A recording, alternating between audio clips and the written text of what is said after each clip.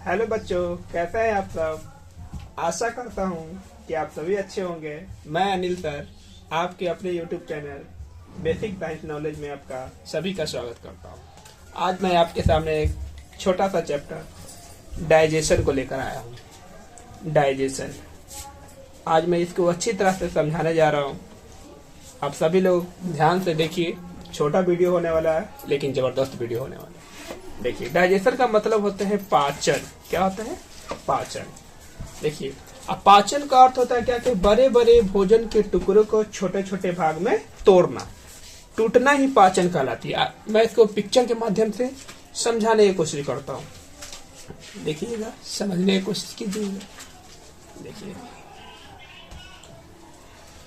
देखिए, जैसे ये भोजन का बड़ा बड़ा टुकड़ा है। ये भोजन का क्या है?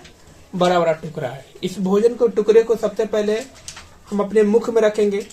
तो इस भोजन को मुख में जैसे ही रखेंगे तो हमारे मुख में मौजूद होते हैं दांत। और दांत का काम यही है कि इस भोजन के बड़े बड़े टुकड़े को छोटे छोटे भाग में तोड़ना। जैसे ही टूटना स्टार्ट होगा वैसे ही भोजन का पचना स्टार्ट। तो आपसे क्वेश्चन है, यदि कोई करेगा कि बताइए भोजन का पाचन हमारे शरीर के किस अंग से होती है, तो मुख से होती है। कहां से होती है? मुख से। अब ये भोजन का टुकड़ा जैसे हमारे मुख में गया, दांत उसे छोटे छोटे भाग में तोड़ दिए और यहाँ से पाचन स्टार्ट। टूटने के बाद ये भोजन हमारे ग्रास नली, इसको बोलते हैं ग्रास नली। क्या बोलते हैं? ग्रास नली। ग्रास नली से होते हुए भोजन अमाशय के दीवार में पहुंचती है। कहाँ पहुंचती है? अमाशय के पास पहुंचती है। कहाँ पहुंचती है? अमाशय के पास पहुंचती है। ये हमने बना रहे अमाशय। ठीक है, इसको हम लोग बोलते हैं अमाशय। क्या बोलते हैं? अमाशय। देखिए फिर से एक बार देखिए, भोजन के बड़े बड़े टुकड़ा को मुख में हमने रखा। मुख में दांत जो उपस्थित होती है, दांत का काम है बड़े बड़े भोजन को टुकड़े को छोटे छोटे भाग में तोड़ना। जैसे ही टूटना स्टार्ट हुआ, भोजन का पचना स्टार्ट। उसके बाद भोजन जो टूट चुकी है वो ग्रास नली के रास्ते होते हुए अमाशय में पहुंचती है। और अमाशय के होते हैं 3 भाग। कितने भाग होते हैं? 3 भाग। जिसमें पहले भाग को हम लोग बोलते हैं कार्डिक। क्या बोलते हैं? कार्डिक। पहले भाग को हम लोग बोलते हैं कार्डिक। दूसरे भाग को हम लोग बोलते हैं फंडिक। क्या बोलते हैं? फंडिक। और लास्ट वाले जो भाग होता है उसका नाम होता है पाइलोरिक। ठीक है, लास्ट वाले भाग का नाम क्या है? पाइलोरिक। ये पाइलोरिक। अब भोजन जो होते हैं यहाँ इस रास्ते से होती है। सबसे पहले कहाँ पहुंचती है? कार्डिक में पहुंचती है। कार्डिक में उपस्थित होती है HCl। क्या उपस्थित होती है? HCl। भोजन में जो भी बैक्टीरिया वगैरह भोजन के रास्ते होते हैं अमाशय में पहुंचती है। अमाशय के कार्डिक में जैसे ही पहुंचती है तो उस बैक्टीरिया को मारने का काम है HCl का। HCl का पूरा नाम होता है हाइड्रोक्लोरिक एसिड। इसको हाइड्रोक्लोरिक अम्ल के नाम से भी जानते हैं।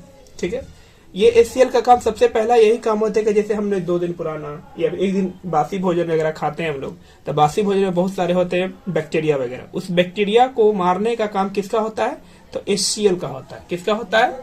HCl। जैसे ही भोजन हमारे मुख में जाते हैं तो HCl अपने आप क्या होती है? रिलीज हो जाती है। लेकिन कभी कभी क्या होता है कि हम लोग बाहर का खाना बहुत ज्यादा मात्रा में खा लेते हैं जो हमारे हेल्थ के लिए अच्छा नहीं होता है, तो HCl ज्यादा रिलीज हो जाती है, जिससे हम लोग को अपच की समस्या होती है। खट्टे खट्टे ढकार आना स्टार्ट हो जाता है। ठीक है, तो इस ज्यादा मात्रा में HCl रिलीज होते हैं तो हमारे शरीर के लिए फिर भी अच्छे नहीं होते हैं। ठीक है, तो इस ज्यादा HCl को कम करने के लिए अम्ल है, तो अम्ल को अगर निष्प्रभावित करना है तो क्षार होने चाहिए। तो क्षार के लिए इसके दीवार पर, अमाशय के दीवार पर, ये अमाशय के दीवार है, पूरा अमाशय इतना तक। ठीक है, अमाशय के दीवार पर म्यूकस होती है। क्या होती है? अमाशय के दीवार पर म्यूकस होती है, जिसको श्लेष्मा झिल्ली के नाम से भी जानते हैं। ठीक है, श्लेष्मा झिल्ली होती है। इस श्लेष्मा झिल्ली का काम यही है, इस श्लेष्मा झिल्ली का काम है क्षार को रिलीज करना। क्या रिलीज करना? क्षार रिलीज करना। जैसे ही अम्ल ज्यादा हुआ तो इसके दीवार से क्षार रिलीज हो जाते हैं। ये क्षार जैसे ही रिलीज होगा तो अम्ल जब क्षार से, हम लोग पढ़ चुके हैं कि अम्ल जब क्षार से अभिक्रिया करते हैं तो लवण प्लस जल का निर्माण करते हैं। तो ये अम्ल क्या हो जाती है? निष्प्रभावित हो जाती है जैसे ये क्षार रिलीज होता है। ठीक है, ये HCl जो होती है ये स्ट्रॉन्ग एसिड होती है, मजबूत अम्ल होती है। स्ट्रॉन्ग एसिड यानी अगर ये क्षार रिलीज अगर ना हो तो HCl जो होती है इसके दीवार पर छिद्र भी कर सकते हैं, इतना खतरनाक होती है। लेकिन श्लेष्मा झिल्ली जो होते हैं इस अम्ल को, इस क्षार जैसे ही छोड़ता है तो इस अम्ल को लवण प्लस जल में बदल देती है। उसके बाद भोजन जो होती है और छोटे छोटे भाग में बंटना स्टार्ट हो जाती है। अब बढ़कर कार्डिक से होते हुए फंडिक में, और फंडिक से होते हुए फिर किधर की हो जाती है? फंडिक से होते हुए फिर पाइलोरिक तक जाती है। उसके बाद भोजन जो होती है छोटी आंत में जाती है। किधर जाती है? छोटी आंत में। ये देखिए छोटी आंत, ठीक है, छोटी आंत के भी 3 भाग होते हैं। कितने भाग होते हैं? 3 भाग होते हैं। पहले भाग का नाम है ड्यूडेनम, दूसरे भाग का नाम है जेजुनम, और लास्ट वाले भाग का नाम है इलियम। लास्ट वाला भाग का क्या नाम है? इलियम। अब भोजन क्या होता है कि सबसे पहले हमारी छोटी आंत के तीनों को मिलाकर बोलते हैं छोटी आंत। इसको हम लोग बोलते हैं छोटी आंत। ये वाला भाग और ये दोनों भाग को हम लोग बोलते हैं छोटी आंत। क्या बोलते हैं? छोटी आंत।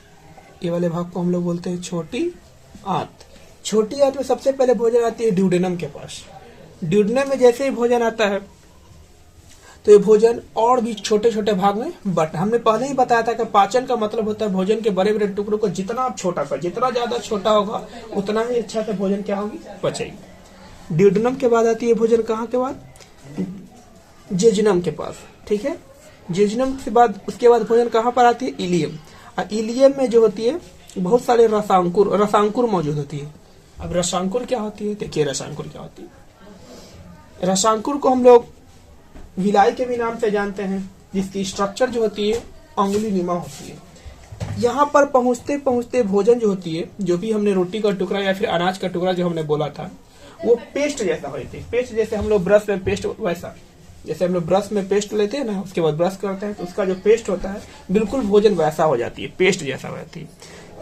इस विलाई यानी रसांकुर का काम यही है कि उस पेस्ट में से जितना भी न्यूट्रिशंस होते हैं जो हमारे शरीर के लिए आवश्यक होते हैं, वो सारे पोषक तत्व को अवशोषित करना। क्या करना? अवशोषित करना। और जो भी वेस्ट है उसको बड़ी आंत में भेज देना। कहाँ भेजना? बड़ी आंत में। देखिए तो इसको हम लोग बोले, अभी क्या नाम बताया हम लोग? तो इसका हम अभी नाम बताए थे रसांकुर। ये होते हैं रसांकुर। और रसांकुर का काम क्या है? जो भी भोजन पेस्ट के फॉर्म में यहाँ पर पहुंचे थे उसमें से न्यूट्रिशन को अवशोषित करना, और जो वेस्ट हुआ, अपशिष्ट पदार्थ हुआ, उसको बड़ी आंत के रास्ते आगे की ओर भेज देना। इसके बाद यहाँ पर बड़ी आंत होती है। ये बड़ी आंत हमने बनाना स्टार्ट कर दिया।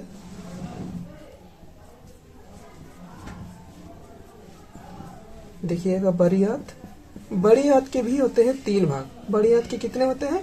3 भाग होते हैं। बड़ी आंत के कितने भाग होते हैं? 3 भाग। ये होगा फर्स्ट, इसको हम लोग बोलते, ये हो गया सेकेंड, और ये हो गया थर्ड। इसको हम लोग बोलते हैं असेंडिंग कॉलोन। क्या बोलते हैं? शॉर्ट में हम लिख देते हैं एसी, असेंडिंग कॉलोन। इसको हम लोग बोलते हैं ट्रांसवर्स कॉलोन। क्या बोलते हैं?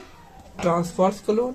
और ये वाले भाग को बोलते हैं हम लोग डिसेंडिंग कॉलोन। क्या बोलते हैं? Descending colon. इसको फिर से लिख देते हैं, यह मिट गया है, रसांकुर, ठीक है। और इस जो अपशिष्ट पदार्थ होते हैं इस रास्ते से होते हुए कहां पर पहुंच जाती है? मलाशय के पास पहुंच जाती है, जहां पर अपशिष्ट जो होती है इकट्ठा होती है। इसे हम लोग बोलते हैं मलाशय। जहां पर अपशिष्ट इकट्ठा होती है, और उसके बाद एनस के थ्रू जो अपशिष्ट होती है वो बाहर निकल जाती है। इसको बोलते हैं एनस, जिसको गुदा के नाम से हम लोग जानते हैं एनस को। इसके रास्ते जो अपशिष्ट होती है वो बाहर निकल जाती है। और भी इसके बारे में मैं आपको लोग को कुछ फैक्ट बता रहा हूँ। जैसे इस बड़ी आंत में जल का अवशोषण होता है। क्वेश्चन आपसे पूछे, बताइए जल का अवशोषण हमारे शरीर के किस भाग में होती है? तो आप बताना है आपको कि बड़ी आंत में होती है, ठीक है। और उसके साथ विटामिन के का निर्माण कहाँ पर होती है? तो बड़ी आंत में होती है। और भोजन 4 घंटे जो होती है वो अमाशय में होती है। कहाँ पर होती है? अमाशय में भोजन कितनी देर तक रहती है? तो 4 घंटे तक रहती है। 6 घंटे जो रहती है छोटी आंत में रहती है। 2 घंटे जो होती है वो बड़ी आंत में रहती है, ठीक है। भोजन इस तरह रहती है। और विलाई का काम हमने बता दिया। आप सभी को कैसा लगा वीडियो आप कमेंट्स बॉक्स में जरूर बताइएगा। और भी इसके बारे में जानना है तो उसके बारे में भी आप बताइएगा। और इसके आगे आपको किस चीज पर वीडियो चाहिए आप लोग बता दीजिए, मैं उस पर अगला वीडियो लेकर आ जाऊंगा। धन्यवाद।